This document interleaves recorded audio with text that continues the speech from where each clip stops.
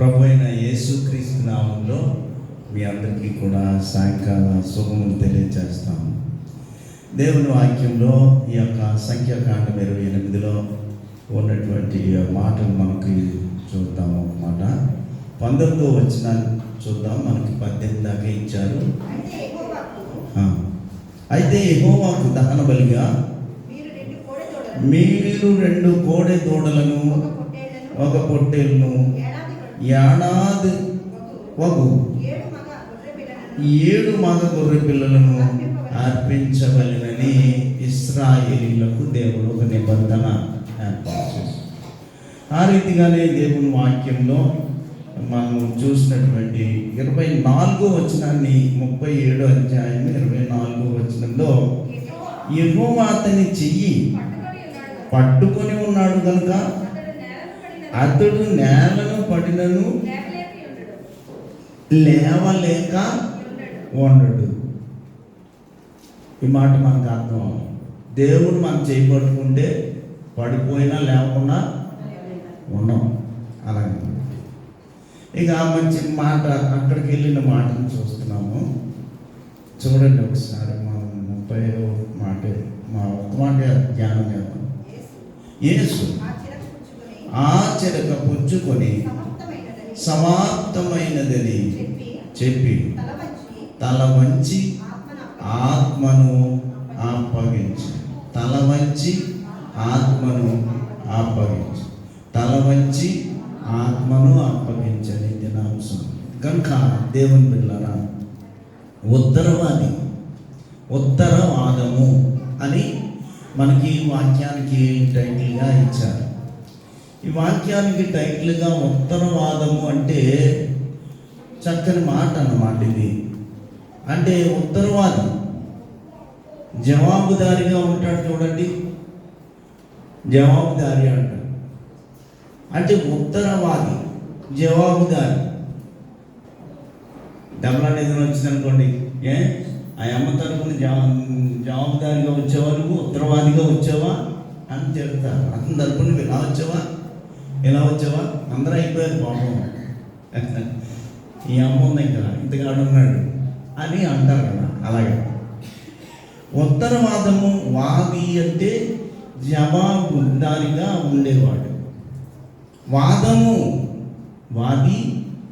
వాదము. ఇక్కడ వాదము ఇహలోకంలో గెలిచినటువంటి వాదాన్ని ప్రభువుకు తెలియజేస్తున్నాడు, దేవునికి తెలియజేస్తున్నాడు. నీకును నాకును మనిషికిని దేవునికి మధ్యవర్తిగా మధ్యవర్తిగా ఉన్నవాడు యేసు ప్రభు, ఉత్తరవాది. ఈ ఉత్తరవాది ఏం చేస్తున్నాడు? కొంత వాదం జరిగింది మనుషులకి, క్రీస్తుకి. వాదం ఏం జరిగింది? ఆయన పట్టుకున్నారు, కొట్టారు, సిలువేశారు, చంపేశారు. సమాప్తమైపోయింది ప్రభువా, సంపూర్ణమైపోయిందని తండ్రికి తెలియజేస్తున్నాడు. అది వాదము. వాదేమో క్రీస్తు, వాదమేమో సమాప్తమైనది. చదువుకున్న వాక్యము 30వ వాక్యాన్ని చదువుకున్నాం. కాబట్టి దీన్ని ఏమన్నారంటే ఉత్తరవాదము. ఉత్తరవాది అంటే యేసు ప్రభు. వాదము అంటే నీతో నాతో ఆడిన జగడాన్ని ప్రభు తండ్రికో తెలియజేస్తుంది. అంటే అందరూ హింసించారు, దూషించారు, బాధించారు. ఇవన్నీ జరిగిన తర్వాత ప్రభువు తల వంచెనని ఉంది అక్కడ. ఆ తల వంచిన సంగతి తండ్రికి చెప్పుకోవడమే ఉత్తరవాదం. మీకు అర్థమైందా? ఇక్కడ తల వంచిన విధానం. ఇప్పుడు పిల్లోడు కాలేజీకి వెళ్ళాడు. పిల్లోడు కాలేజీకి వెళ్ళిన తర్వాత అక్కడ ఎవరో కొట్టేశాడు. కొట్టి పిల్లోడిని తిట్టి ఒంటరిని చేసి ఇష్టానుసారంగా అమ్మాయిని బాధ పెట్టాడు. అక్కడ ఉన్న ఒక ఆయన చూసి ఇక అమ్మాయి తరపున ఇప్పుడు ఎవరు వచ్చారు? అక్కడ ఉన్న చూసిన ఆయన వచ్చి తల్లిదండ్రులు అయినటువంటి మీకు తెలియజేస్తున్నాడు. ఉత్తరవాదిగా వచ్చాడు. అక్కడ వాదాన్ని మీకు, వాదం అంటే గొడవ, మాటలు, సంభాషణ, జరుగుతున్న విషయాలు. ఇవన్నీ ఉత్తరవాదాన్ని తండ్రికి తెలియజేయడానికి ఏమని తెలియజేస్తున్నాడంటే, సమాప్తమైనది. బాధ్యత వహించాడు, మీకు నాకు మధ్యవర్తిగా ఉండి బాధ్యత వహించి తండ్రి అయినటువంటి దేవునికి తెలియజేస్తున్నాడు. ఒక వ్యక్తికి పని అప్పగిస్తే శ్రమతో కూడిన పని, కష్టంతో కూడిన పని, ఆ పని అయిపోయిన తర్వాత పని అప్పగించిన యజమానికి చెప్పాలి కదా. ఇదే ఉత్తరవాదం. ఒక మనిషికి మీరు పని అప్పగించారు, మీరు అందరూ యజమానులు అనుకోండి. మీరు ఏం చేశారు? ఇప్పుడు పని అప్పగించిన ఆ మనిషి శ్రమ పడ్డాడు, దుఃఖపడ్డాడు, అంతా చేశాడు. చేసిన తర్వాత పని అయిపోయిందని మరలా మీకు చెప్తున్నాడు ఇలా వచ్చి. దాన్ని ఏమన్నామంటే ఉత్తరవాది అనేటువంటి దాని ఫలితాన్ని తన యజమానుడికి లెక్కలు చెప్పడం. ఎన్ని మాటలు? సుమారు 6 మాటలు. 6 మాటల తర్వాత సమాప్తమైనదని 7వ మాట చెప్పి, ప్రభువా నేను 6 మాట్లాడేశాను, 7 దాంతో నా పని సంపూర్ణం అయిపోయింది కనుక నీకు చెప్పడానికి వచ్చానని వాక్యం ద్వారా తెలియజేస్తున్నాను. కనుక దీని మీదకి ఈ మాదిరికరమైనటువంటి జీవితాన్ని కలిగిన వాడు, ఉత్తరవాది అయిన వాడు యేసుక్రీస్తు ప్రభువే. మనిషికి దేవునికి మధ్యవర్తిగా ఉండి మనుషుల మధ్య జరిగినటువంటి సంఘటనని దేవునికి తెలియజేయడం ఉత్తరవాదమని అంటాం. అలాగే యోహాను సువార్తలో 19వ అధ్యాయము 30 నుంచి 34 దాకానే చూద్దాం. మనం 30 నుంచి 34 దాకా మనం చదువుకున్న వాక్యం. ఈ చదువుకున్న వాక్యంలో అక్కడేమో శ్రేష్టమైన గొర్రె పిల్లను దేవునికి అర్పించాలి సంఖ్యాగా. ఇక్కడేమో ఒకవేళ దేవుని నమ్మిన వాడు పడిపోయినా మళ్ళా లేస్తాడు, పడిపోయినట్టు ఉండడు. దేవుని ఎవరైతే నమ్ముతారో, దేవుడైనటువంటి వారిని ఇష్టపడతారో, ఇష్టపడిన వారు ఏం చేస్తారంటే పరీక్ష ఫెయిల్ అయిపోయినా, ఆర్థికంగా పడిపోయినా, శారీరకంగా పడిపోయినా, వ్యక్తిగతంగా పడిపోయినా, ప్రాణాన్ని పోయేంత బాధ నీకు నాకు వచ్చినా మరలా తిరిగి కోలుకుంటామని కీర్తన చెబుతుంది. సంఖ్యాకాండము శ్రేష్టమైనటువంటి గొర్రె పిల్లను అర్పించాలి దేవునికని అక్కడ చెబుతుంది. ఆ 2 విడిచిపెట్టి ఈ యొక్క యోహాను సువార్తలో ఉన్నటువంటి కొన్ని విశ్లేషణ మీకు చెప్పాలని ఆశపడతాను. చూడండి ఒక మాట, 30వ వచనం. యేసు ఆ చిరక పుచ్చుకొని సమాప్తమైనదని చెప్పి తల వంచి ఆత్మను అప్పగించెను. అది చాలా ప్రాముఖ్యమైనది. తల వంచి అయిపోయింది, ఇంకా అంతా సమాప్తమైంది. ఆ మాట చాలా ప్రాముఖ్యమైనటువంటి మాట. ఆయన సిలువలో వేదన, సిలువలో దుఃఖము, ఇదంతా నీ కొరకు నా కొరకు. అంతా అయిన తర్వాత తల వంచి జరిగిన సంగతులను దేవునికి తెలియజేస్తున్నాడు. అదే ఉత్తరవాదం. కనుక తండ్రి తనకు అప్పగించినటువంటి పనిని గూర్చి క్రీస్తు ఇక్కడ మాట్లాడుతూ ఉన్నాడు. తల వంచి తన తండ్రితో చెప్తున్నాడు. తల వంచి అయిపోయింది, ఇంకా నేను వచ్చిన కార్యము జరిగిపోయింది. పుట్టడం జరిగింది, పరిచర్య జరిగింది, శ్రమలు జరిగాయి, సిలువ జరిగింది. ఇవన్నీ నీకు చెప్పాను, నేను చేస్తాను. కష్టం వచ్చినా వదిలిపెట్టను, శ్రమ వచ్చినా వదిలిపెట్టను, ఆవేదన వచ్చినా, నేను ఆక్రాంతలు వచ్చినా, ఎన్ని శోధనలు ఎదురైనప్పటికీ, ఎంతమంది నన్ను శిక్షించినప్పటికీ సమాప్తము చేస్తానని వాగ్దానం ఇచ్చాను. తండ్రి నీ చిత్తం చెప్పున సమాప్తం చేశానని తల వంచి మాట్లాడుతున్నాడు. అందుకనే తండ్రికి తన అప్పగించిన పనిని గూర్చి మాట్లాడుతున్నాడు. సమాప్తమైనదని చాలా చిన్న మాట ఇది. సమాప్తము అంటే చాలా చిన్న మాట, అందులో చాలా అర్థం. మొత్తం బైబుల్ అంతా దాని చుట్టూరే తిరుగుతుంది. బైబుల్ అంతా ఒక మాట చుట్టూరే తిరుగుతుంది. యేసుప్రభు పుట్టడం, మరణించడం, పరిచయం చేయడం అదంతా సమాప్తమైనదనే మాట చుట్టూరు బైబిల్ తిరుగుతుంది అన్నమాట. గనుక ఇది చాలా చిన్న మాటే కానీ పెద్ద భావం ఉంది, పెద్ద భావం.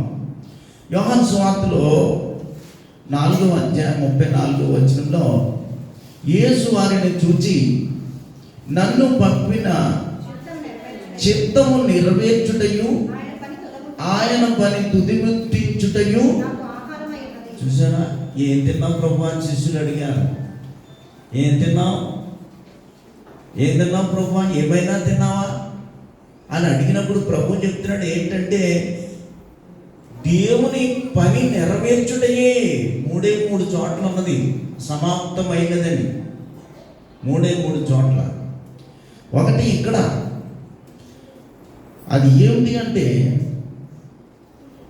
యేసు వారిని చూచి నన్ను పంపిన వారి చిత్తము నెరవేర్చుటయు ఆయన పనిని తుదిముట్టించుటయు నాకు ఆహారం. దేవుడు అప్పగించిన పని. తల్లిదండ్రులు పని అప్పచెప్పారు అనుకోండి, చెయ్యం మనం. పిల్లలు ఏదన్నా పని చెప్పారు అనుకోండి, తల్లిదండ్రులకి ఆడ చెప్తే నేను చేయడం ఏంటి, అనుకుంటాం. నీలో పెద్దరికం కనపడుతుంది కానీ నీలో తగ్గింపు కనపడదు. తల్లిదండ్రుల్లో తగ్గింపు కనపడుతుంది కానీ పిల్లల్లో కూడా ఒకసారి తగ్గింపు కనపడదు. వాళ్ళు చెప్పిన పని చేయడానికి మనం ఇష్టపడం, తల్లిదండ్రుల పని చెప్పిన పని చేయడానికి పిల్లలు ఇష్టపడాలి. ఈ మాట చొప్పున మనం ఆలకిస్తే క్రీస్తు చెప్తున్నటువంటి మాట ఏమిటంటే తండ్రి అయినటువంటి దేవుడు నాకు ఏ పని అయితే అప్పగించాడో దాన్ని సమాప్తం చేయడమే నాకు ఆహారం. అది ఆయన మాట్లాడిన మాట. అదే లక్ష్యము, అదే గురి. గనుక ఆయన చెప్తా ఉన్నాడు. చూడండి మళ్ళా 20:28 మత్తయి సువార్తలో అనేకులకు ప్రతిగా విమోచన క్రయధనముగా తన ప్రాణము నిచ్చుటకు యేసుక్రీస్తు ఈ లోకమునకు వచ్చెనని వాక్యం తెలియజేస్తాం. అంటే ఏంటి? దేవుడు అప్పగించినటువంటి పని తన ప్రాణాన్ని క్రయధనముగా పెట్టడమే సమాప్తము. అంతేకాదు కానీ పూర్తిగా దేవుని యొక్క సాధించబడింది.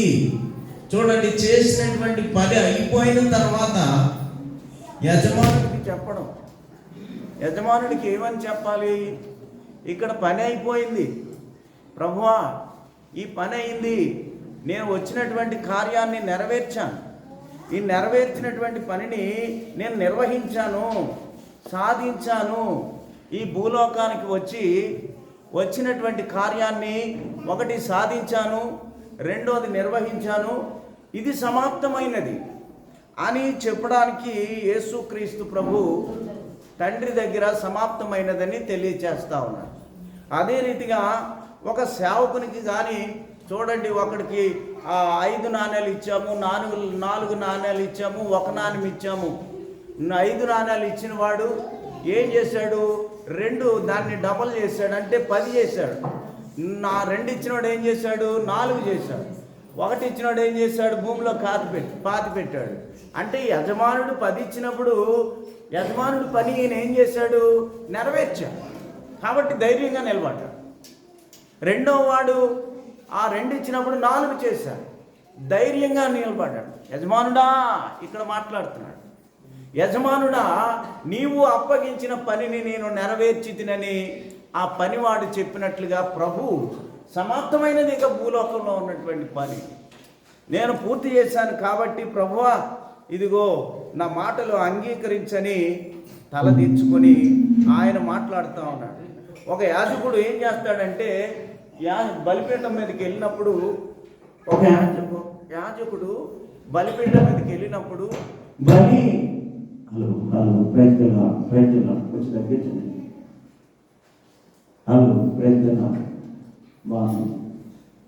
యాజకుడు బలి అర్పించాడు అనుకోండి, యాజకుడు ఏడాదికి ఒకసారి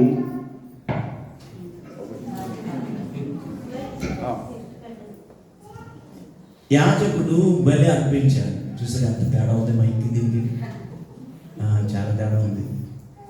బలి అర్పించాలంటే అతి పరిశుద్ధ స్థలంలోకి వెళ్ళాలి. ఆవరణము మనకు తెరలేదులేండి, తెర ఉంటే అది పరిశుద్ధ స్థలం అని అనుకుంటాం. కాబట్టి ఈ ఆవరణలోనికి దేవునికి దహన బలి గొర్రె వచ్చినప్పుడు అది పరిశుద్ధ స్థలంలోకి వెళ్ళాక, అతి పరిశుద్ధ స్థలంలోకి తీసుకొని వెళ్ళాక దాన్ని బలించిన తర్వాత తిరిగి వచ్చి మరలా చెప్పడం, ఇలా నేను బలిచ్చేసాను, దేవుని బలిచ్చేసాను అని చెప్పడం అన్నమాట. అలాగా ఈ మూడవది ఏంటంటే, ఒకటేమో ఒక సేవకుడికి ఇచ్చిన పని, అప్పగించిన పని చేయుట. రెండోది యాజకుడు బలి అర్పించినట్లు తెలియచేయుట. మూడవదిగా ఏమిటంటే, ఎవరైనా చేసిన దానికి రుణం తీర్చడం. చేసి అప్పు చేసాడు ఒకడు, అప్పు చేస్తే తమ్ముడు రుణం తీర్చినట్లు. ఇది టైటిల్ ఏంటి? ఉత్తరవాదం. ఇది ఉత్తరవాదం అన్నమాట. మాట్లాడకండి, కదులుతుంటే నాకు ఇక్కడ కదిలితే తేడా వచ్చేది కదా, ఎవరికైనంతే కొంచెం మౌనంగా ఉండండి పిల్లలు. కనుక ఈ యొక్క టాపిక్ చాలా మంచిది. అన్నిటికంటే నేను సంపూర్ణం, ఆ సంపూర్ణానికి సమాప్తం, సంపూర్ణం సమాప్తం. ఏది సంపూర్ణం చేశాడో వేల ప్రభు చెప్తున్నాడు. కాబట్టి విషయం మంచిది, కాబట్టి జాగ్రత్తగా వింటే మంచిది. ఎవరైనా చేసిన దానికి రుణం తీర్చడం, మనం చేసిన తప్పుకి యేసయ్య రుణం తీరుతున్నాడని అర్థం. ఉత్తరవాదం అంటే ఇంకా మంచి సింపుల్గా చెప్పాలంటే మీకు అర్థమైనా చెప్పాలి. ఎక్కడో కుర్రోడు అప్పు చేశాడు, లేదంటే తండ్రి అప్పు చేశాడు. కుర్రోడు వెళ్ళి ఏం చేయాలా? రుణం తీర్చాలి. మా నాన్న రుణం నేను తీరుస్తున్నాను, మా పిల్లల యొక్క రుణాన్ని నేను తీరుస్తున్నానని యేసుక్రీస్తు ప్రభు తండ్రికి చెప్తున్నాడు. ఈ మాట ఉత్తరవాదము. ఈ రీతిగా దీన్ని వర్ణించవచ్చునని 3 సందర్భాల్లో సమాప్తము సమాప్తము సమాప్తమని దేవుడు అన్నాడు. యేసు ప్రభు కూడా అన్నాడు 3 విషయాల్లో బైబిల్లో. ఈ 3 విషయాల గురించి నేను ఎప్పుడు చెప్తాను, 2 మాటలు. ఒకటి, ఆది కాండంలో సృష్టి పూర్తయినప్పుడు, గ్యాప్ పెట్టుకోండి. ఎప్పుడు ప్రభు అన్నాడు? ఆది కాండంలో సృష్టి అంతా పూర్తయినప్పుడు సమాప్తం అన్నాడు. ఈ సమయంలో సిలువలో ప్రాణం పెట్టి తల వంచిన తర్వాత సమాప్తమని అన్నాడు. ఇక మూడోది ఏంటి? ఆది కాండం ప్రారంభమైతే ప్రకటన గ్రంథం రాకడ సమయం. ఆది కాండము ప్రారంభమైతే, ఆది కాండము పుట్టుకైతే ప్రకటన గ్రంథము వివాహం. ఈ వివాహ సమయంలో కూడా ఈ 10వ అధ్యాయంలో కుదురుబాటు అనేటువంటి ఒక మాటను ఇచ్చాడు. ఆ కుదురుబాటు అనేది సమాప్తం, దానికి అర్థం ఇచ్చాడు. ఈ 10వ అధ్యాయాన్ని అంతా చదివినప్పుడు ఆ చదివిన దాంట్లో కుదురుబాటు, ఎవరు కుదురుబాటు, ఎవరు కుదురుగా ఉండరు, ఎవరు కుదురుగా ఉంటారు, ఈ కుదురుబాటు అనే మాటకి అర్థం ఏంటంటే సమాప్తమైనటువంటి మాటను అక్కడ కలిపారు అన్నమాట. అంటే బైబిల్లో 3 సార్లు ఈ వాక్యం కనబడుతుంది, సమాప్తమైనది అనే మాట. 1, 2, 3 అలా అనమాట. కాబట్టి దేవుని బిడ్డలారా, ఈ 3 విషయాలు మనము తెలుసుకోవాల్సినటువంటి బాధ్యత ఉన్నది. యోహాను సువార్త 17:4 చేయటకు నీవు నాకు ఇచ్చిన పని నేను సంపూర్ణముగా నెరవేర్చి భూమి మీద నిన్ను మహిమపరచితిని. చూసారా? ఏ కార్యం కొరకు యేసుక్రీస్తు ఈ లోకానికి వచ్చాడో, ఏ కార్యాన్ని నెరవేర్చడానికి ఈ లోకానికి వచ్చాడో ఆ కార్యాన్ని నెరవేర్చిన తర్వాత తండ్రికి తెలియచేయడం. ఏ పని అయినప్పటికీ కూడా నీ తల్లిదండ్రులు, నువ్వు చిన్నప్పుడు నీ తల్లిదండ్రులు చెప్పకుండా చేయలేదు. అలాగే పిల్లలు మనతో చెప్పకుండా చేయరు. వాళ్ళ పిల్లలు వాళ్ళతో చెప్పకుండా చేయరు. దేవుడు దివ్యమైన లోకంలో నుండి వచ్చాడు కాబట్టి తన తండ్రికి తెలియజేస్తా ఉన్నాడు. తల వంచి మరి సమాప్తమైనదని తెలియజేస్తాను. మరి ఏమి సమాప్తం చేశాడు? ఒకటి, ఏది అప్పగించాడు, ఏది సమాప్తం చేశాడు, ఏది అప్పగించాడు, ఏది సంపూర్ణం చేశాడు, ఈ కొన్ని విషయాలు మనం తెలుసుకోవాలి. మొదటిగా లేఖనాలు నెరవేర్పు సమాప్తమైనది. లేఖనాలు అంటే ఏమిటండి? పరిశుద్ధ గ్రంథంలో ఉన్నటువంటి యేసుక్రీస్తు కొరకు పలికినటువంటి యెషయా అయినా, ఇర్మియా అయినా, మీకా అయినా, దానియేలు ఎవరైనా కానీ మాట్లాడినటువంటి లేఖనాలన్నీ కూడా ఈ దినము సమాప్తమైపోయింది. అందుకనే వాక్యం మత్తయి సువార్త 5వ అధ్యాయము 17వ వచనంలో ఆయన మాట్లాడుతూ ధర్మశాస్త్రమునైనను ప్రవక్తల వచనములైనను ప్రవక్తల ప్రవచనములైనను కొట్టివేయ వచ్చి తినని తలంచవద్దు, నెరవేర్చుటకే కానీ కొట్టివేయుటకు నేను ఆదిలంట. ఇప్పుడు ఏం చేయ? మొదటి మాట ఏంటి? లేఖనాలు నెరవేర్చడానికి వచ్చాడు యేసు ప్రభు. ఈ లేఖనాలు నెరవేర్పు అంతరంగా ఉన్నది. ఆదికాండ నుంచి మొదలెట్టి ప్రకటన దాకా కూడా ప్రభు వస్తాడు, మెస్సీయ వస్తాడు, రక్షకుడు వస్తాడు, అభిషేక్తుడు వస్తాడు, లోక రక్షకుడు వస్తాడు, సర్వోన్నతుడు వస్తాడు, సర్వసృష్టికర్త వస్తాడు, సర్వాంతర్యామి వస్తాడు, ఆశ్చర్యకరుడు వస్తాడు, ఆలోచనకర్త వస్తాడు, నిత్యుడకు తండ్రి వస్తాడు, అధిపతి అయినటువంటి దేవుడు వస్తాడని ఇవన్నీ లేఖనాలే. ఇప్పుడు ఏం జరిగింది? ఇచ్చినటువంటి ప్రతి బైబిల్లో ఉన్నటువంటి లేఖనాల్ని నెరవేర్పు చేశాడు దేవుడు. అందుకనే మొదటిగా నెరవేర్పు, లేఖన నెరవేర్పు. ఈ లేఖన నెరవేర్పులో ధర్మశాస్త్రమునైనను ప్రవక్తల ప్రవచనమునైనను కొట్టివేయుటకు నేను వచ్చిందని తలంచవద్దు, నెరవేర్చుటకే కానీ కొట్టివేయుటకు నేను రాలేదు. కాబట్టి ఇప్పుడు ఏం చేయాలా?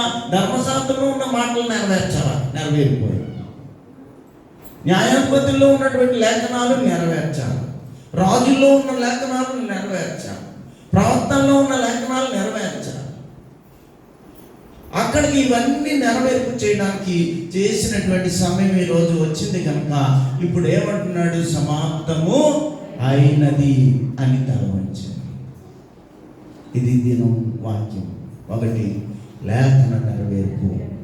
చూడండి లూకాసు వార్త 24:44. జాగ్రత్తమేనండి. మళ్ళీ విందామన్న దొరకవు ఇవి. నేను చూసుకుందామన్నా బైబిల్లో 4 దొరకవు, సందర్భాన్ని బట్టి దొరుకుతాయి. చూడండి, అంతటా ఆయన మోసే ధర్మశాస్త్రములలోను ప్రవక్తల గ్రంథములలోను కీర్తనలలోను నన్ను గూర్చి వ్రాయబడినవన్నీ నెరవేరవలెనని నేను మీ యొద్ద ఉండినప్పుడు మీతో చెప్పిన మాటలు నెరవేర్చినని వారితో చెప్పాను. కాబట్టి దేవుడు ముందే చెప్పాడు. యెషయా గ్రంథాన్ని మనం ఆలోచన చేస్తే యేసుప్రభు పుట్టిన నాటికి 730 సంవత్సరాలు. యేసుప్రభు పుట్టేసరికి 700 పైబడి. ఆ 700 అప్పుడు చెప్పాడు దేవుడు. చెప్పింది ఏంటి? బాలుడు పుడతాడు, మెస్సయ్య పుడతాడు, రక్షకుడు పుడతాడు, అభిషక్తుడు పుడతాడు, ఇంకా ఇంకా ఇంకా ఆలోచనకర్త పుడతాడు. ఇవన్నీ రాయబడి అవన్నీ ఈరోజు ఏమయ్యా? సమాప్తమైన. అది అసలైన మాట. ఇక జనన మరణము, ఒకటి జననం అయితే, 2 మరణం అయితే, 3 చెప్పండి సిలువలు వేసాక ఏం జరుగుతుంది అని పునరుద్ధానం. ఈ 3 మీరు కంటస్థపడ్డాలి. ఒకటి జననము, మరణము, పునరుద్ధానం. పుట్టడం, జీవించడం, వెళ్ళిపోవడం. ఇవన్నీ కూడా ప్రభు ఏదైతే ముందు రాయబడిందో ఇవన్నీ లేఖనాలు జరిగాయి. రెండవది ఏంటి? ప్రణాళిక నెరవేర్పు. ఈ ప్రణాళిక ఎక్కడుంది? ఈ మత్తయి సువార్త, లూకా సువార్తలో 4వ అధ్యాయంలో నజరేతు మేనిఫెస్టో ఉంది కదా, 18, 19, 20 వచ్చిన చూస్తాం. 18, 19 ఆత్మ నా మీద ఉన్నది, బీదలకు సువార్త ప్రకటించుటకైనా ఆయన నన్ను అభిషేకించెను, శవమునున్న వారికి విడుదలను, గుడ్డి వారికి చూపును ప్రకటించుటకును, నలిగిన వారిని విడిపించుటకును, ప్రభు హితవత్సరము ప్రకటించుటకును ఆయన నన్ను పంపి ఉన్నాడని వ్రాయబడి చోటు ఆయనకు దొరికెను. ఇవన్నీ ఎక్కడ ఉన్నాయి? యెషయా గ్రంథంలో 700 క్రితమే మనకి రాయబడి ఉన్నాయి. ఎక్కడ? 61వ అధ్యాయంలో ఉంటాయి. తీకటి 61వ అధ్యాయంలో ఇవన్నీ రాయబడి, ఆ చూసినటువంటి ఆ చుట్ట దొరికింది ఈయనకి. ఆ మాటలు పరిశుద్ధాత్మ దేవుడు ఆయనకు బయలుపరిచినప్పుడు చెప్పినటువంటి మాటలు ఇవి. ఈ యొక్క లోక స్వార్థికుడు అద్భుతంగా వర్ణించాడు. ఇక్కడ ప్రభువు ఆత్మ క్రీస్తు మీదకు వస్తుంది, బీదలకు సువార్త ప్రకటిస్తాడు, వారిని అభిషేకిస్తాడు, చెరలో ఉన్న వారికి విడుదల కలుగుతుంది, గుడ్డి వారికి కళ్ళు కలుగుతాయి, కుంటి వారికి కాళ్ళు ఇస్తాడు, మరణించిన వారిని లేపుతాడు, సువార్తను విరిగి నలిగిన వారికి సహాయం చేస్తాడు, విరిగి నలిగిన హృదయం కలిగిన వారికి కూడా. గనుక ఈ రీతిగా చెప్పుకుంటా ఇది గొప్ప హితవత్సరము ప్రకటించుటకు ప్రభు ఈ లోకానికి. ఇది ప్రణాళిక నెరవేర్పడ్డారు. దీన్ని ఏమంటారు? ముందేమన్నారు? లేఖనాల నెరవేర్పు. ఇది ప్రణాళిక నెరవేర్పు సమాప్తమైంది. సువార్త ఇంకా ఆయన శిలువలో ప్రాణం పెట్టిన తర్వాత మనం విశ్వాసంగా ప్రార్థన చేస్తే నీకు స్వస్థత వస్తుంది. కానీ ప్రభు మళ్ళా దిగి వచ్చి ఆయన స్వస్థత చేసి మళ్ళీ పరిచర్య స్టార్ట్ చేయడు కదా. నువ్వు ప్రార్థన చేస్తే నీకు స్వస్థత వస్తుంది, వాక్యం చదివితే స్వస్థత వస్తుంది, స్తుతి స్తుతి స్తుతి స్తుతి అని అంటే నీకు స్వస్థత వస్తుంది. పూర్వం ఏం చేశాడు ఆయన? మనం ఎప్పుడు చెప్పే మాట, దేవుడు సింహాసనము మీద ఉండును, ప్రభువు మన మధ్య సంచారము చేయును, పరిశుద్ధాత్ముడు నా అంతరంగమున ఆయన ఆసీనుడై ఉంటాడని. ఈ 3 మాటలు ఈ యొక్క తండ్రి కుమార పరిశుద్ధాత్మ నెరవేర్పు గురించి మనం మాట్లాడతాం. తండ్రి సింహాసనం మీద ఉంటాడు, కుమారుడు మన మధ్యలో ఉంటాడు, పరిశుద్ధాత్ముడు నీ హృదయంలో ఆసీనుడై ఉంటాడు అనేటువంటి సత్యాన్ని వాక్యం ద్వారా తెలియజేయాలి. ఈ ద్వితీయోపదేశకాండంలో కూడా ఇదే వాక్యాలు కనపడతాయి మనకు. ఒక ఆయన వస్తాడు, గొప్ప మాటలు చెప్తాడు, రాయబడి ఉంటుంది 18, 19 వచనాల్లో. 18లో 19వ వచనంలో అతడు నా నామమున చెప్పు నా మాటలను వినని వారిని దానిని గూర్చి విచారణ చేసేదను. యేసుప్రభు చెప్పిన మాటలు విననోళ్ళ గురించి దేవుడు విచారణ చేస్తాడంట, ఆలోచిస్తాడు. వాడికి మేలు జరగాలా వద్దా, వాడు స్వస్థత పొందాలా, రక్షణ పొందాలా వద్దా. ఇంకా ముందుకెళ్తే చక్కని వాక్యాలు ఉన్నాయి. ఇవన్నీ కూడా యేసుక్రీస్తుని గురించే ఈ కాండాల్లో ఉన్నటువంటి మాటలు. కాబట్టి యేసుక్రీస్తు ప్రభు శిలువలో మాట్లాడుతున్న మాటల్లో ఇది ఒక రెండు విషయాలు ఏంటంటే, లేఖనాలు సమర్థమైపోయాయి ప్రభువా. రెండోది, నీవిచ్చిన ప్రణాళిక. కొడు దగ్గరికి వెళ్ళేటప్పుడు మాట చెప్తాం కదా, పిల్లలకి మర్చిపోతాడేమో అని, బాబు నువ్వు కొడు దగ్గరికి వెళ్ళినప్పుడు ఈ 1 వెల్లుల్లి, 2 జీలకర్ర, 3 మిరియాలు, 4 నేను నోట్లు పెట్టుకుంటాను ఏంటిది లవంగం. లవం ఎలా చెప్తావు? ఈ లిస్ట్ పెట్టుకెళ్ళి ఆడ వెళ్ళాడంటే తక్కువని కృష్ణ గారు ఏం ఆలోచించడు, స్లిప్ తీసుకుంటాడు. నువ్వు 10 అలా ఉందో 20 ఇచ్చేస్తాడు ఆయన. వాళ్ళ అబ్బాయి మరి నువ్వు అయితే దేవుని పెట్టాలా. ఈ లిస్టు యేసుక్రీస్తుకి ఎవరిచ్చారు? ఈ కొట్టు దగ్గర కొన్ని లిస్ట్ ఎవరిచ్చారండి? ఎవరిచ్చారు? దేవుడు ఇచ్చాడు. అమ్మా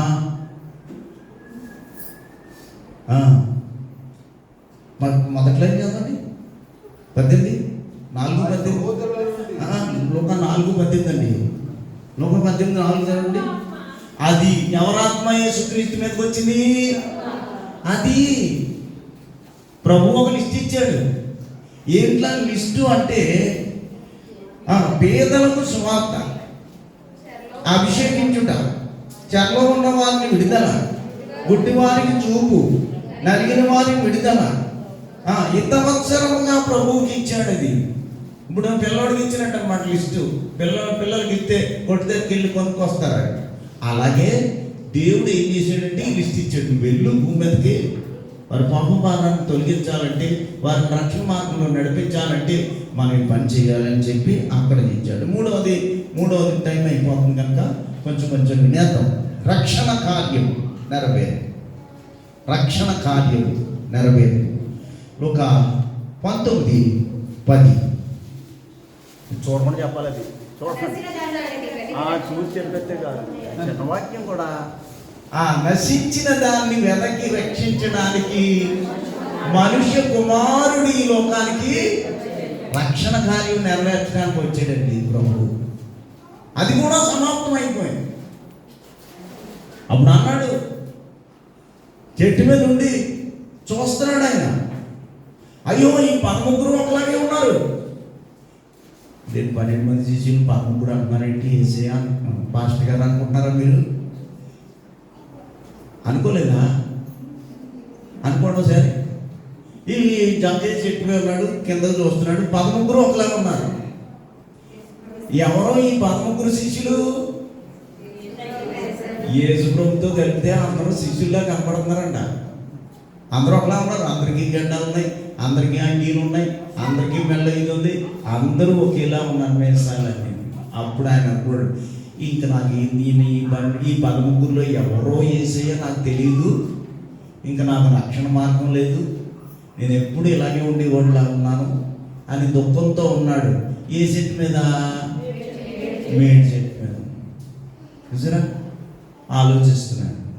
ప్రభు అన్నాడు, జక్కయ్య త్వరగా దిగునా, నీ ఇంటికి రక్షణ కార్యం నెరవేరిపోయింది. ఒక పాపి రక్షింపడ్డాడు కదా, రూపాయి కొట్టి ఇచ్చి 4 రూపాయలు ఇచ్చుకుంటున్నాడు. ఈయన పాపమది ₹1 ఇస్తున్నాడు, 4 రూపాయలు ఇచ్చుకుంటున్నాడు.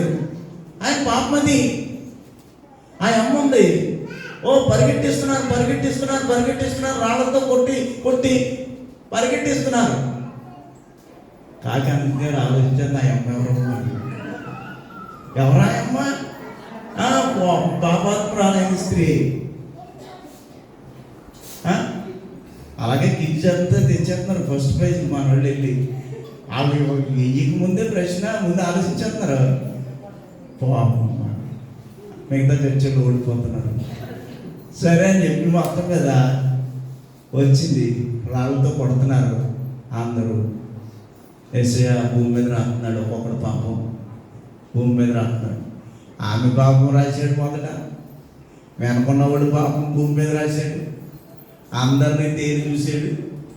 ఈ రాళ్ళు అట్టుకున్న వాడితో ఒకటే అన్నాడు. ఏమన్నాడు? మీలో పాపం లేనివాడు మొదట రాయండి, మీలో పాపం లేనివాడు మొదట రాయండి. వెంటనే అందరూ వెనక్కి తిరిగి చూశారు, ఒక్కడు లేడు. వీళ్ళు అనుకున్నారు అప్పటికే, యేసయ్య నా పాపం అంతా భూమి మీద రాసేస్తాడు, చదివేస్తాడు. చదివేసాడంటే నేను అయిపోతాను, ఇంకా సుఖం లేదనుకున్నారు. అక్కలు పోయారు. అక్కడ రక్షణ కార్యం జరిగిందా? యేసయ్య నీ పాదాలు పట్టుకుని మరి అన్నాడు, వదిలిపెట్టను తండ్రి, నీ పాదాలు నాకు ఎంతో శ్రేష్టమైనవి, నీ పాదములు ఎంతో మనోహరమైనవి, నీ పాదములు ఎంతో విశిష్టమైనవి. నీ పాదములు పట్టుకుని నేను అన్నాడు, నా జీవిత కాలము నేను నిన్ను వెంబడిస్తాను తండ్రి అని తీర్మానం చేసుకుంది. యేసును వెంబడించింది. నేను కూడా నిన్నేమి వెళ్ళిపో ప్రభు చెప్పినాడు. జక్కయ్యకి ఎలా చెప్పాడు? నీ ఇంటికి రక్షణ వచ్చిందంటే ఎంత ఆశ్చర్యం అండి. పాపిని నేను, దోషిని నేను. వెంటనే ఆయన చెప్పినటువంటి ఆ మాటను మనం చూస్తే మనస్సు కరిగినటువంటి సంఘటన మనం చూస్తూ ఉన్నాం. 1,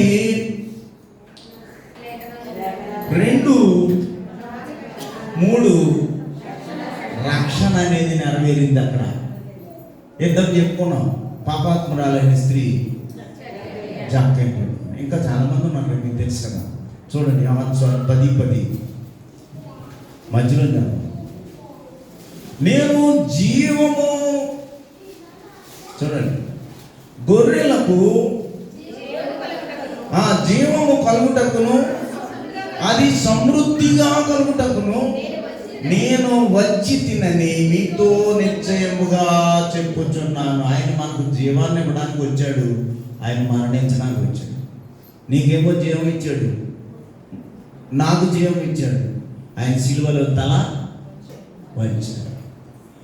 కాబట్టి మనం ఏ రీతిగా జీవిస్తున్నాం, దేవునికి ఇష్టమైన పాత్రగా సమాప్తమైనది నీ 1:1:1 తండ్రికి లెక్క చెప్తున్నాడు. ఆ లెక్క చెప్పేటటువంటి లిస్టులో నేను ఉండాలి.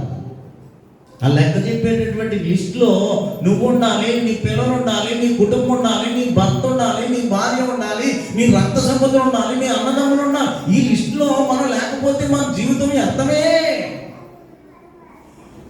ఆయన చెప్పేటటువంటి లిస్టులో, అందుకనే లేఖనాన్ని ఎప్పటికప్పుడు చదువుతూ ఉండాలి. ఆ లిస్టులో ఉండాలంటే లేఖనాన్ని ఎప్పటికప్పుడు చదువుతూ ఉండాలి. 2, ఈ ప్రణాళికను నేర్చుకోవాలి, ఉంటే లిస్టులో ఉన్నట్టే. 3వది, దేవుని రక్షణ కార్యం అంటే నిన్ను నీవు రక్షింపబడ్డావా లేదో నీకు నువ్వు తెలుసుకోవాలి. ఒకసారి నన్ను నేను రక్షింపడ్డానా? వడపోసి టీ చూడండి, టీ అందరూ వచ్చినేస్తుంది. అందరూ తెచ్చినా టీ పొడిని మాత్రం ఎక్కడ వేస్తామని తీసుకెళ్ళి వ్యర్థమైనటువంటి ఆలోచనలు వడకట్టాలి. మీరు వడకట్టి ఈ టీ పాడైపోయిన టీ వదిలిపెట్టిన టీ తట్టుకెళ్ళి పెంట మీద వేసినట్లుగా నేను ఒక ఆయన్ని దగ్గరికి వెళ్తే ఆయన ఒక విషయం చెప్పాడు. చెప్తే ఆ పిల్లోడు అన్నాడంట, తండ్రి టైలర్ అంట. తండ్రి టైలర్. ఈ పిల్లోడు స్కూల్లో చదువుతాడు. దగ్గరికి వచ్చి అడిగాడు, డాడీ కత్తిరేమో ఈ కుట్టే దగ్గర ఉన్నాడు. కుట్టే దగ్గర ఈ మెషిన్ దగ్గరికి వచ్చాడు. డాడీ బట్టలు కొడుతున్నాడంట. బట్టలు కొడుతుంటే ఇక్కడేమో కాళ్ళ దగ్గరేమో కట్ చేసి కింద పెట్టాడు. కత్తిరి కాళ్ళ దగ్గర పెట్టాడు. సూది ఉంటుంది కదా, ఆ సూది ఏం చేశాడంటే ఇక్కడ టోపీకి గుచ్చుకున్నాడు. అది తల దగ్గర పెట్టాడు. కత్తిరేమో, సూదేమో. వాళ్ళ డాడీని అదే అడిగాడు, డాడీ నువ్వు కత్తిరేమో కాళ్ళు కూడా పెడుతున్నావు, సూదేమో తలలో పెడుతున్నావు, కారం పెట్టి డాడీ. ఒరే ఈ కత్తిరి అందరూ అంటున్నారు లేదా? శ్రీకాంత్, ఈ కత్తిరి కలిసి ఉన్న గుడ్డని ఎడదీసేదురా. గుడ్డ ఎంత కలిసి ఉన్నా పర్రం కత్తిరించేసి ఎడదీసేది. అందుకే దాన్ని కాలు కడిట్టినరా. ఈ సూదంతా చూసావా? ఎడదీసేసిన దాన్ని కలుపుతుంది రా ఈ సూది. అందుకే రా తన దగ్గర ఏంటరా. ఎడదీసేదాన్ని ఎప్పుడు కాలు కడే పెట్టాలి, కలిపేదాన్ని ఎప్పుడు తల మీద పెట్టుకోవాలరా. అందుకే ఇలా చేస్తున్నాను రా అన్నాడు. వెంటనే కొడుకు అర్థమైంది డాడీ, ఇప్పుడు అర్థమైంది నువ్వు కాలు కాడ కత్తిరి ఎందుకు వెళ్తున్నావో, తలలో సూది ఎందుకు వెళ్తున్నావు. కాబట్టి 1 లేఖన నెరవేర్పు సమాప్తమైంది. 2 ప్రణాళిక సమాప్తమైంది. 3 రక్షణ సమాప్తమైంది. అనుకున్న టైం అయిపోతుంది. ఇంకొకటి చెప్తాను, శ్రమలు నెరవేర్పు. నేను 5 ఏళ్ళు 5 అట్టుకొచ్చాను ఇక్కడికి. 5 ఏళ్ళు 5 అట్టుకొస్తే మరి అక్కడ ఆగొద్దు, వెళ్ళిపోతుంది. అది ఏంటిది? పేతురు పత్రిక చూడండి, పేతురు పత్రిక 2:24. బాధ్యతగా ఆయన కార్యాలను సమాప్తం చేశాడు. దేవుని మహిమార్థమై సమాప్తం చేశాడు. శిల్వ కార్యం పూర్తయింది. 22:24 మొదటి పేతురు పత్రిక. ఆయన తానే తన శరీరమందు రాను మీద మోసుకొనిను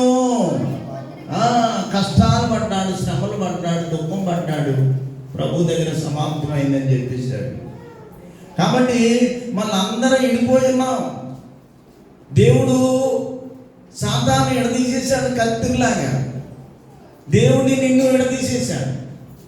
మనలో మనం విడిపోతూ ఉంటాం. మనం చూసి అనేక మంది విడిపోతూ ఉంటాం. యేసుక్రీస్తు ప్రభు తలలో సూది వలె అందరినీ శిలువ మీద కలిపేశాడు. అర్థమైనా? సాతాను గారు కత్తిని పట్టి వాడండి. ఆడు ఏం చేశాడు?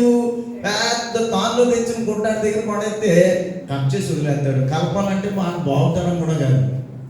కానీ సూది ముందే అది గొప్పతనం. అలాగే యేసుక్రీస్తు ప్రభు తండ్రికి మనకు తెగిన బంధాన్ని కలిపాడు. సాతాను విడదీస్తే ఆనాడు తోటలో ఏం చేశాడంటే ఇలాగా జీవఫల వృక్షాలను ఇచ్చి విడదీశాడు. ఈ దినము ప్రభు కలుపుతా ఉన్నాడు.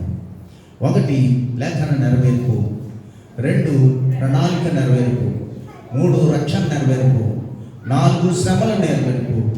ఇక 5వదిగా మనము చూస్తే చూడండి, సమాప్తమైనది సందర్భాల్లో 2 సందర్భాల్లో మనం అంటాం చేయలేకపోతే సమాప్తం అవ్వలేదంటాం కదా. చేతగానోడు ఏం చేస్తాడు? నేను చేయలేదని ఒప్పేసుకుంటాడు. చేతనైనోడు ఏం చేస్తాడు? చేసి చూపాడు. చేతగానోడు ఏం చేస్తాడు? వదిలేస్తాడు, నేను చేయలేదు. ఈ చేసే వాళ్ళలో బిగ్గరగా కేక వేసి సమాప్తమైనదని ప్రభువు తెలియచేసినట్లుగా మనము చూస్తాం. ఇక 3వది, సాతాను మరణమాన్ని ముల్లెక్కడా అని నెరవేర్పు చేశాడు దేవుడు. ఎంత మంచి మాట! 5 వాక్యాలు ఉన్నాయి ఇక్కడ. మరణమాన్ని ముల్లెక్కడా, నీ ముళ్ళని నేను విరిచేశానని నెరవేర్పు జరిగింది. శ్రమలను పడిన తర్వాత, శ్రమల చేత శిక్షింపబడిన తర్వాత, ఆయన నలిగిన తర్వాత, ముళ్ళ కిరీటం ధరించిన తర్వాత, చేతులలో కాళ్ళలో మేకలు వచ్చిన తర్వాత, ప్రక్కలు గాయం పొందిన తర్వాత, ఈ ఒళ్ళంతా చీల్చబడిన తర్వాత, ఆ శ్రమలను తర్వాత ఏం చేశాడంటే మరణపు ముళ్ళను విరిచిన నెరవేర్పు జరిగింది. ఈ 5 నెరవేర్పులు సమాప్తమైనది తండ్రి, సమాప్తమైనదని తండ్రి అయినటువంటి దేవునికి తెలియచేశాడు. ఈ 5 కార్యాల వల్ల లోక పాపములను కొట్టివేశాడు. విమోచన క్రైదనముగా ఆయన చెల్లించబడింది. ధర్మశాస్త్రమును నెరవేర్చాను. తండ్రి పనిని సంపూర్ణము చేశాను. తండ్రి పనిని సంపూర్ణం చేశాను. కనుక ఈ 5 మాటలు మనందరూ కూడా మర్చిపోకూడదు. 1 లేఖనములను నెరవేర్చి సమాప్తమాయనను, 2 ప్రణాళికను నెరవేర్చి సమాప్తమాయనను, 3 రక్షణను మనకు అనుగ్రహించి సమాప్తమాయనను, ఇక 4 శ్రమలు భరించి సమాప్తమాయనను, మరణపు ముళ్ళు విరిచి సమాప్తమాయ. దేవుడు మిమ్మల్ని దీవించుగాక.